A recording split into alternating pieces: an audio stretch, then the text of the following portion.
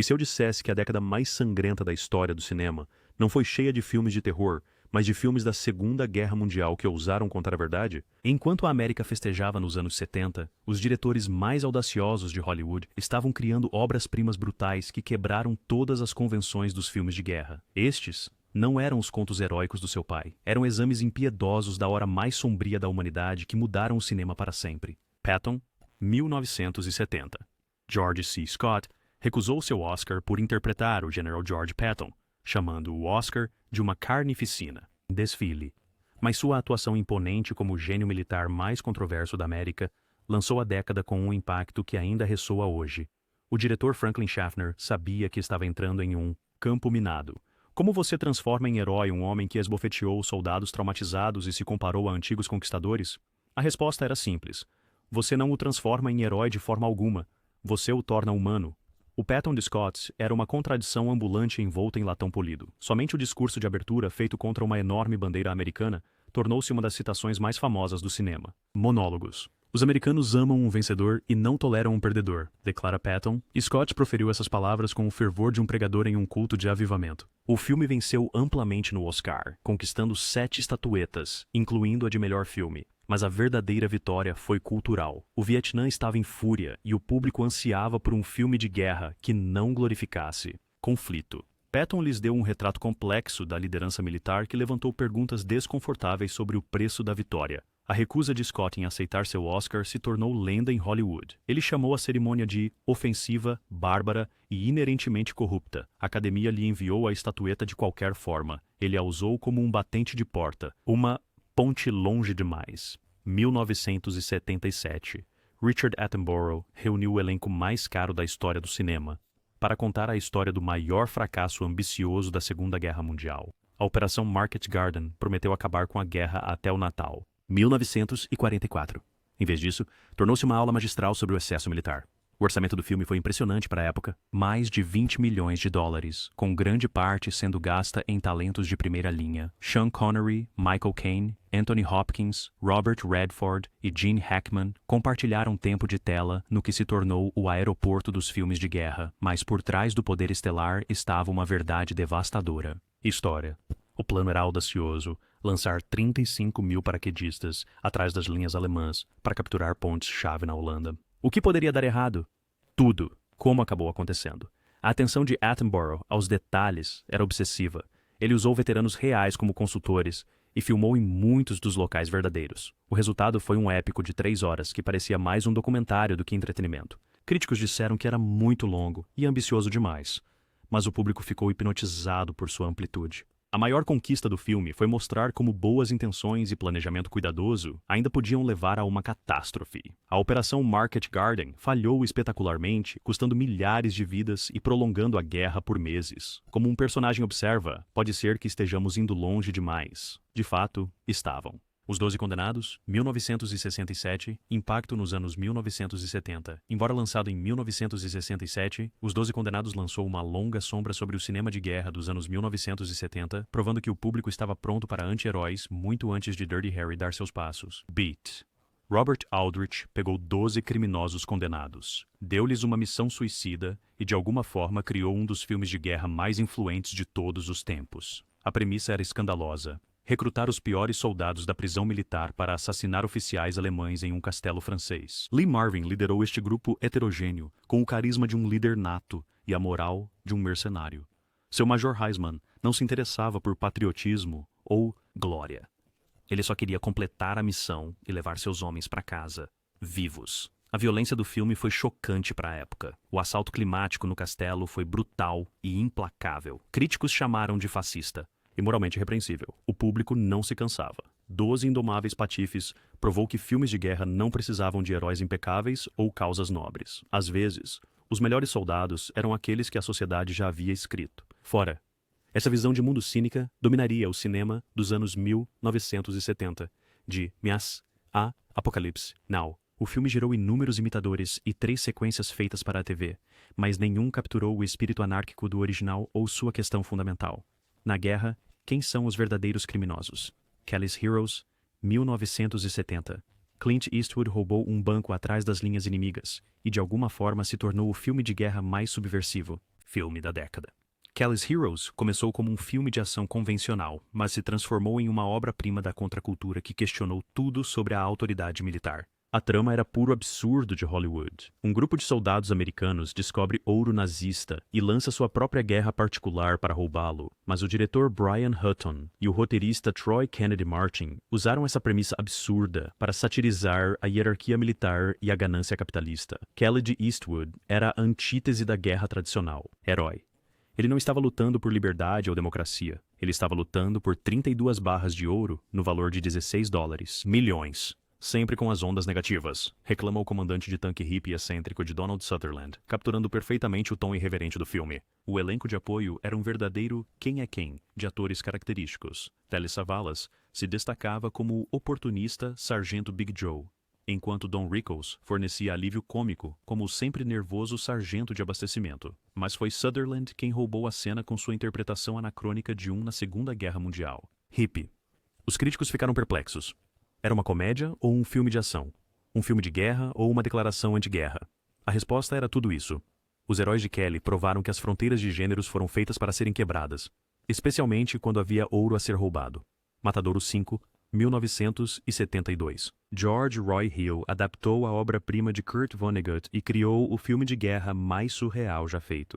Billy Pilgrim ficou solto no tempo, vivenciando o bombardeio de Dresden através da lente fragmentada do estresse pós-traumático. Vonnegut havia vivido o bombardeio de Dresden como prisioneiro de guerra. Seu romance era profundamente pessoal, e Hill entendeu que a filmagem convencional não capturaria sua essência. Em vez disso, ele criou uma narrativa onírica que saltava entre passado, presente e futuro. Michael Sachs interpretou Billy como um homem quebrado pela experiência, mas de alguma forma ainda em funcionamento. Sua atuação foi sutil e assombrosa, mostrando como o trauma remodela a percepção e memória. O famoso refrão, "assim vai", tornou-se um mantra para aceitar as absurdidades da vida.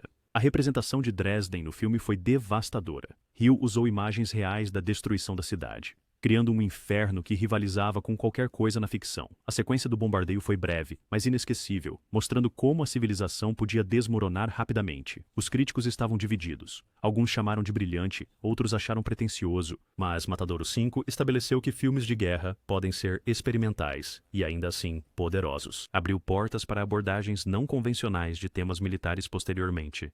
A narrativa com mudança de tempo do filme influenciou inúmeros filmes posteriores. De Apocalypse Now a O Franco Atirador, cineastas começaram a explorar como o trauma de guerra afeta a memória e a percepção.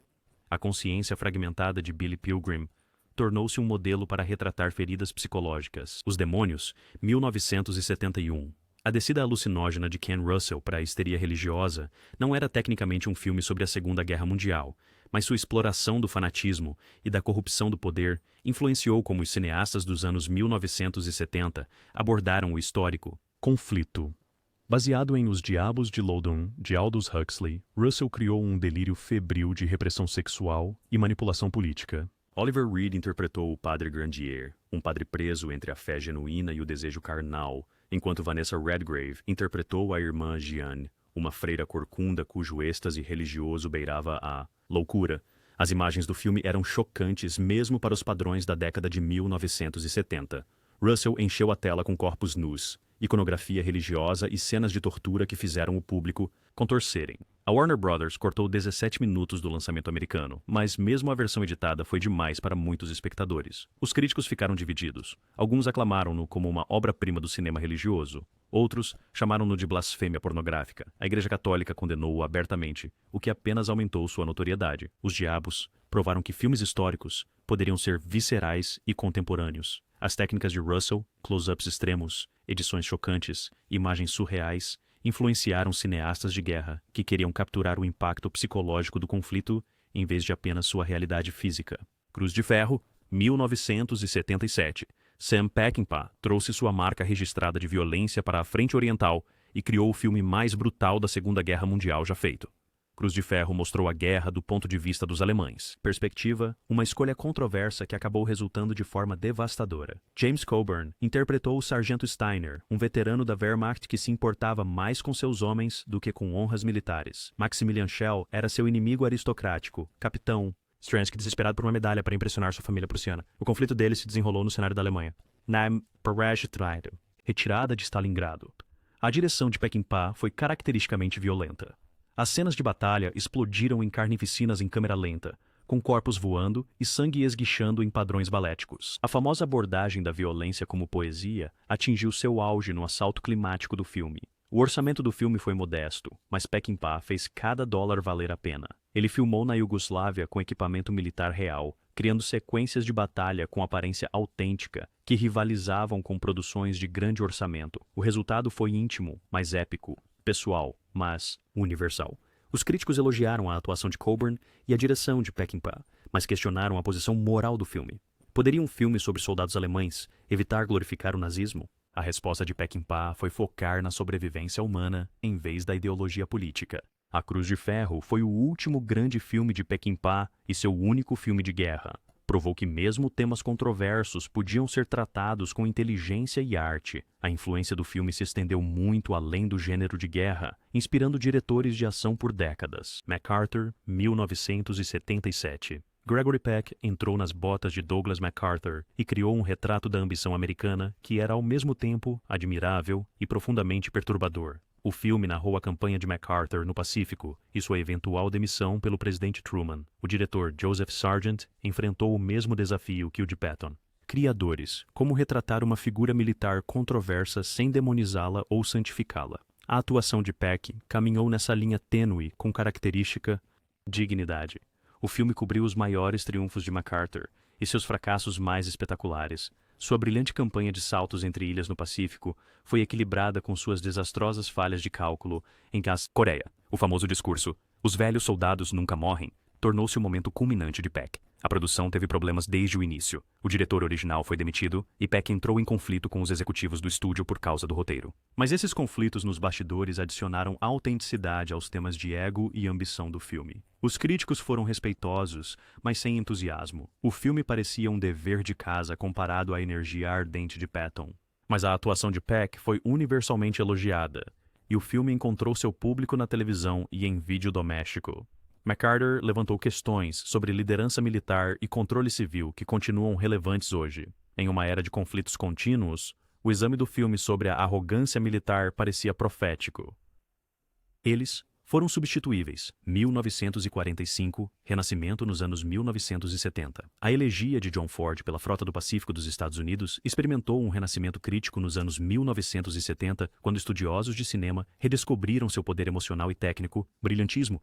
Originalmente lançado em 1945, eles eram dispensáveis. Contava a história das tripulações de barcos PT nas Filipinas durante os primeiros dias da Segunda Guerra Mundial. Segudes, Robert Montgomery e John Wayne interpretaram oficiais navais assistindo suas forças recuarem diante dos avanços japoneses. A direção de Ford era caracteristicamente sutil. Ele focava em pequenos momentos de camaradagem e perda, em vez de grandes heroísmos. O título do filme dizia tudo. Esses homens sabiam que eram peões sacrificiais em uma estratégia maior. Jogo. A redescoberta na década de 1970 veio graças a críticos como Andrew Sarris e Peter Bogdanovich, que reconheceram a conquista de Ford. Eles elogiaram o tom melancólico do filme e sua descrição honesta da derrota militar. Aqui estava um filme de guerra que não prometia vitórias fáceis. Exibições de revival atraíram novos públicos que estavam ávidos por guerra complexa. Narrativas.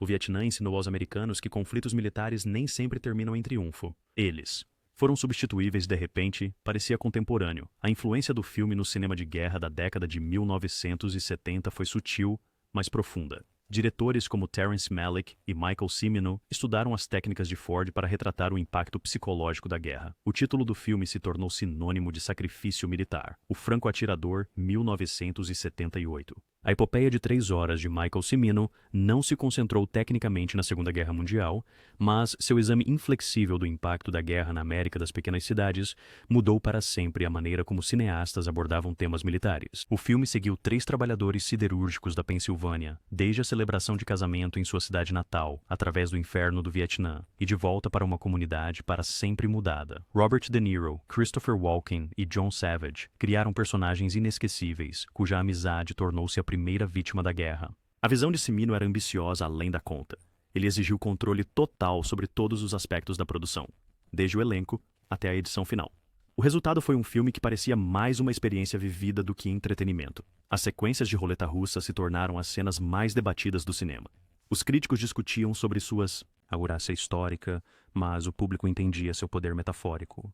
A guerra era um jogo onde as apostas eram a vida e a morte, e a casa sempre vencia. A atuação de Christopher Walken, vencedora do Oscar, como Nick, o soldado que não conseguia escapar do impacto psicológico da guerra, tornou-se um ícone do cinema dos anos 1970. Sua cena final, repetindo um tiro antes de puxar o gatilho, assombrou os espectadores muito após os créditos. A duração de 3 horas do filme foi inicialmente considerada suicídio comercial, mas o franco-atirador provou que o público suportaria épicos se a história justificasse a duração. Venceu 5 Oscars, incluindo o de melhor filme. Apocalipse Now, 1979. A jornada de Francis Ford Coppola, No Coração das Trevas, começou como uma adaptação da Segunda Guerra Mundial de Coração das Trevas, de Joseph Conrad, mas evoluiu para a Guerra do Vietnã definitiva. Filme. A produção se tornou quase tão lendária quanto o filme finalizado. A visão original de Coppola envolvia mover a história de Conrad do Congo belga para as Filipinas durante a Segunda Guerra Mundial, mas à medida que a década de 1970 avançava e o Vietnã dominava as manchetes, ele mudou o cenário para o Sudeste Asiático. A história central permaneceu a mesma. Uma jornada para a escuridão moral. Martin Sheen interpretou o Capitão Willard, encarregado de eliminar o rebelde Coronel Kurtz, interpretado por Marlon Brando em seu papel mais misterioso. Desempenho. A jornada rio acima tornou-se uma descida pela confusão moral da América sobre guerra e imperialismo. A produção foi um pesadelo. Tufões destruíram os cenários. Sheen teve um ataque cardíaco e Brando chegou ao local acima do peso e despreparado. Coppola declarou famosa e enfaticamente: "Meu filme não é sobre o Vietnã. Meu filme é o Vietnã." As imagens do filme eram inesquecíveis. O Coronel Kilgore de Robert Duvall surfando durante um ataque enquanto a cavalgada das Valquírias de Wagner ressoava dos alto-falantes de helicópteros se tornou uma das cenas mais citadas do cinema. "Eu adoro o cheiro de napalm pela manhã." Entrou na cultura popular imediatamente. Os críticos ficaram divididos, mas impressionados. A duração do filme e sua estrutura experimental desafiaram as expectativas convencionais de filmes de guerra, mas sua influência foi imediata e duradoura, mudando como os cineastas retratavam os conflitos militares psicológicos. Impacto. Midway, 1976. Jack Smite trouxe o modelo de filme de desastre para a batalha naval mais crucial da Segunda Guerra Mundial e criou um espetáculo repleto de estrelas que priorizou a ação em detrimento da análise. O filme reuniu um elenco incrível. Charlton Heston, Henry Fonda, James Coburn, Glenn Ford e Hal Holbrook compartilharam tempo de tela em uma história que alternava entre as perspectivas americana e japonesa. Era Airport Encontra Tora. As sequências de batalha foram espetaculares para a época. Smite usou um extenso trabalho com miniaturas e filmagens de arquivo para recriar o combate aéreo que mudou o impulso da Guerra do Pacífico. As conquistas técnicas do filme foram notáveis, dado seu orçamento relativamente modesto, mas os críticos não ficaram impressionados. Eles acharam os personagens do filme superficiais e a narrativa convencional. Eles argumentaram que a fórmula de filme de desastre não funcionou bem em temas históricos. O público discordou, tornando Midway um sucesso considerável. A verdadeira conquista do filme foi educacional. Muitos espectadores aprenderam sobre a Batalha de Midway pela primeira vez através deste acessível Hollywood. Tratamento. A precisão histórica ficou em segundo plano em relação ao valor de entretenimento, mas os fatos básicos foram preservados. Midway representou o último suspiro dos espetáculos de guerra à moda antiga. Em breve, os cineastas se concentrariam no impacto psicológico da guerra, em vez de seus detalhes táticos.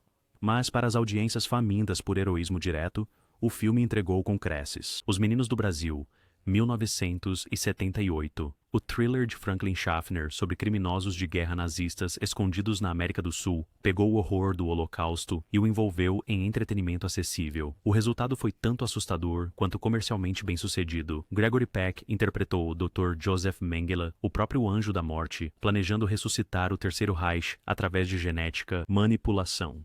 Laurence Olivier era o caçador de nazistas determinado a detê-lo. Seu jogo de gato e rato se desenrolou por 2 continentes. A premissa do filme era ultrajante. Mengele criou dezenas de clones de Hitler e está manipulando seus ambientes para recriar a infância do Führer. Mas Schaffner dirigiu com seriedade mortal, nunca piscando para o público ou reconhecendo a história pulp Origens. A atuação de Peck foi surpreendentemente eficaz. Conhecido por interpretar heróis americanos, ele trouxe uma ameaça inesperada ao papel do criminoso de guerra mais notório da história. Seu Mengele era culto, inteligente e absolutamente impiedoso. O filme levantou perguntas confortáveis sobre genética e natureza humana. Se o ambiente molda a personalidade, o mal poderia ser recriado artificialmente? Os Meninos do Brasil sugeriu que a resposta poderia ser sim, e a perspectiva aterrorizou o público. Os críticos elogiaram as atuações, mas questionaram a exploração da imagética do Holocausto pelo filme. Foi apropriado transformar as atrocidades nazistas em entretenimento de suspense? O debate continua até hoje, mas o impacto do filme foi inegável. O Homem do Cubículo de Vidro, 1975. O drama de tribunal de Arthur Hiller apresentou uma pergunta impossível. Um sobrevivente do Holocausto e um criminoso de guerra nazista podem ser a mesma pessoa? A resposta desafiou tudo o que o público pensava saber sobre identidade e culpa. Maximilian Schell interpretou Arthur Goldman, um rico empresário de Nova York que afirma ser um sobrevivente do Holocausto, mas quando agentes israelenses o sequestram para enfrentar acusações de crimes de guerra, a verdade se torna nebulosa. Goldman é realmente o coronel Nazidorf? Ou ele é um impostor elaborado? O filme foi baseado na controversa peça de Robert Shaw, que Shaw adaptou de seu próprio romance. As origens teatrais apareceram nas sequências de tribunal repletas de diálogos, mas a direção de Hiller manteve o ritmo tenso e envolvente. A atuação de Schell foi um tour de force. Ele teve que convencer o público de que seu personagem podia ser tanto vítima quanto perpetrador, muitas vezes dentro do mesmo cena. A transformação foi notável e profundamente perturbadora. Os temas do filme ressoavam com públicos dos anos 70, lidando com questões de culpa coletiva e responsabilidade individual. O Vietnã havia ensinado aos americanos que linhas morais claras nem sempre existiam na guerra. O Homem na Caixa de Vidro explorou essa ambiguidade através do testemunho do Holocausto. Os críticos foram respeitosos, mas cautelosos. O tema do filme era muito sensível para entretenimento casual, mas muito importante para ser ignorado. Ele encontrou seu público através do boca a boca e do apoio da crítica. Marathon Man, 1976. John Schlesinger transformou um thriller rotineiro em uma meditação sobre o trauma do Holocausto, que ainda faz o público se contorcer 45 anos depois. Mais tarde, está seguro? Tornou-se a pergunta mais aterrorizante na história do cinema. Dustin Hoffman interpretou Babe Levy, um estudante de pós-graduação que se envolve com criminosos de guerra nazistas escondidos em Nova York. Laurence Olivier era o Dr. Zell, um ex-dentista de campo de concentração que usa suas habilidades profissionais para fins de interrogatório. A infame cena de tortura dentária tornou-se uma das sequências mais discutidas do cinema. Schlesinger filmou com precisão clínica, nunca mostrando violência explícita, mas criando um impacto psicológico máximo. O som da broca era suficiente para fazer o público cobrir os ouvidos. A abordagem de atuação de método de Hoffman tornou-se lendário. Ele ficou acordado por dias para parecer exausto, levando ao famoso comentário de Olivier: "Tente atuar, meu caro. É muito mais fácil." Mas a técnica funcionou, criando uma atuação que parecia genuinamente desesperada. Os temas do filme conectaram o trauma do Holocausto ao contemporâneo. Paranoia.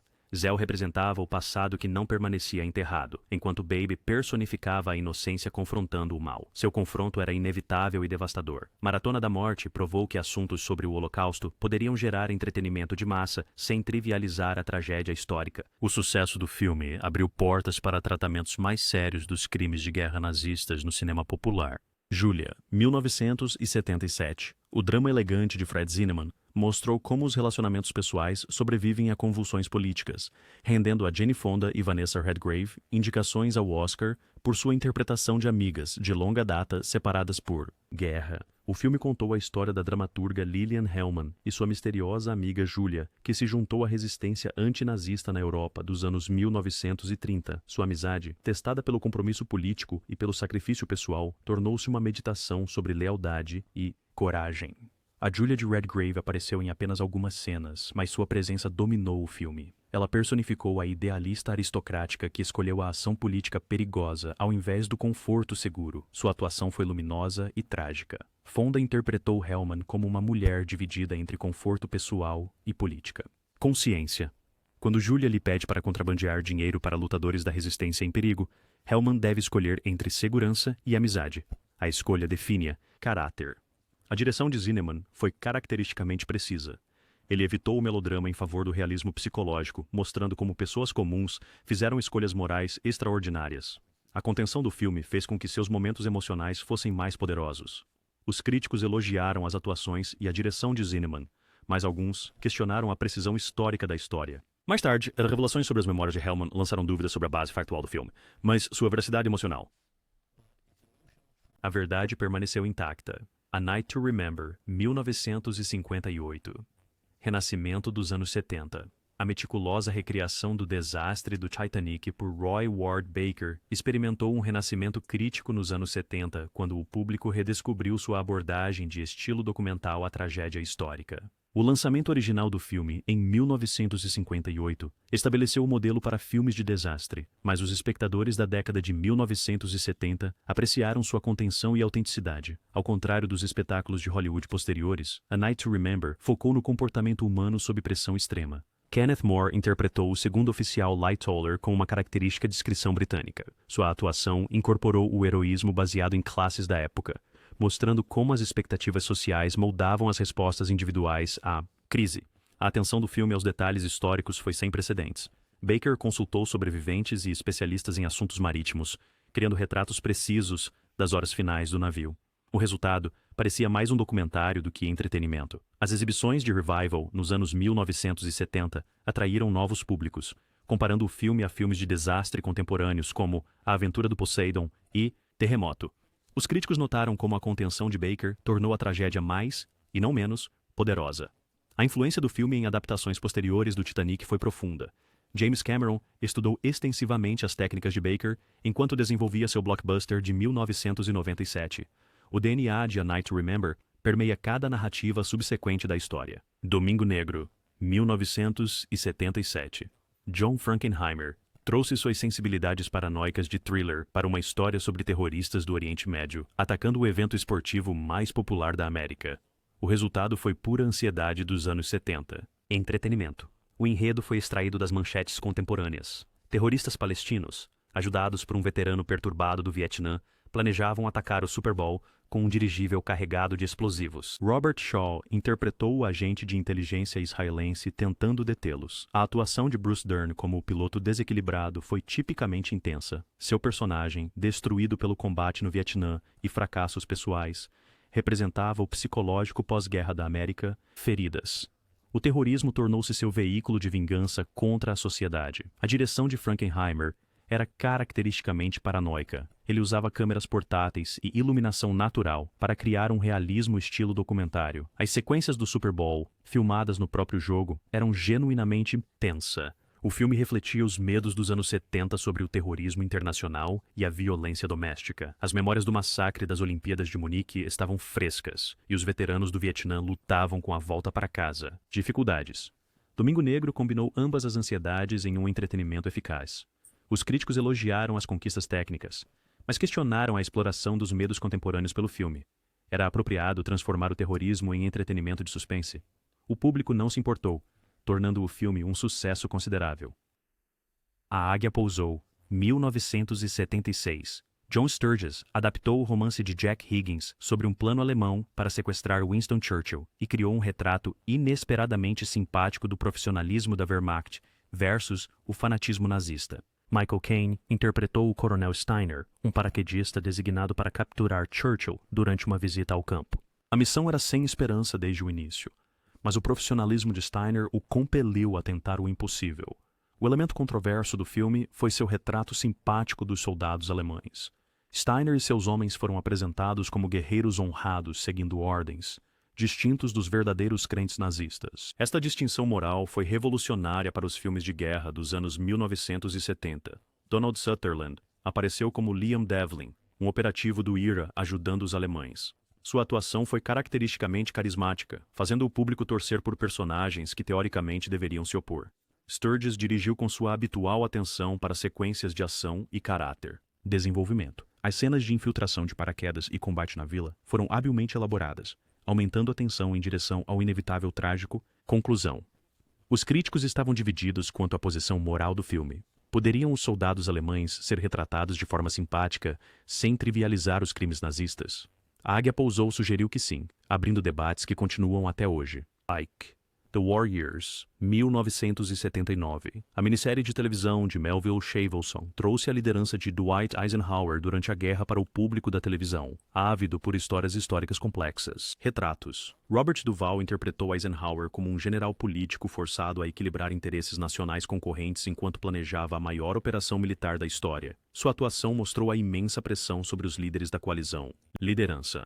A série abordou a ascensão de Eisenhower de oficial de equipe a comandante supremo aliado, focando em suas relações com Churchill, Montgomery e outros líderes aliados. As manobras políticas receberam tanta atenção quanto a estratégia militar. Lee Remick interpretou Kay Summersby, a motorista britânica de Eisenhower, e suposto interesse romântico. O relacionamento deles foi tratado com a franqueza característica dos anos 1970, reconhecendo as necessidades humanas enquanto respeitava a descrição histórica. Os valores de produção foram impressionantes para televisão.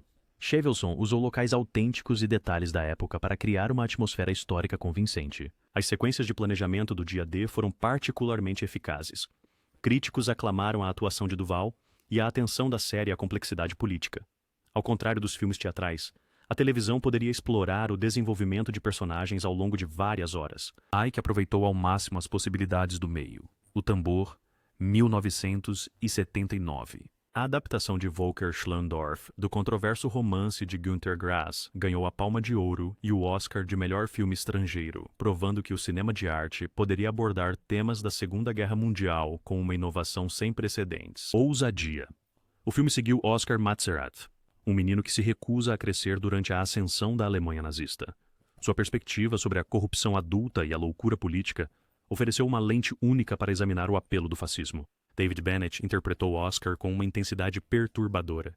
Sua inteligência adulta presa no corpo de uma criança criou uma dissonância cognitiva que fez o público incomodar. Este era o efeito pretendido do filme. As imagens do filme eram frequentemente chocantes. Schlöndorff não se esquivou dos elementos mais controversos do romance, incluindo cenas de sexualidade e violência que desafiaram os padrões das classificações etárias. O resultado foi intransigente, mas poderoso. Os críticos reconheceram a conquista artística do filme, embora questionassem sua acessibilidade. O Tambor exigia um envolvimento ativo dos espectadores, recusando-se a oferecer entretenimento fácil ou moral simples. As influências do filme no cinema de guerra posterior foram sutis, mas significativas. Provou que técnicas experimentais podiam iluminar temas históricos de novas maneiras. Abordagens narrativas tradicionais não eram a única opção para cineastas sérios.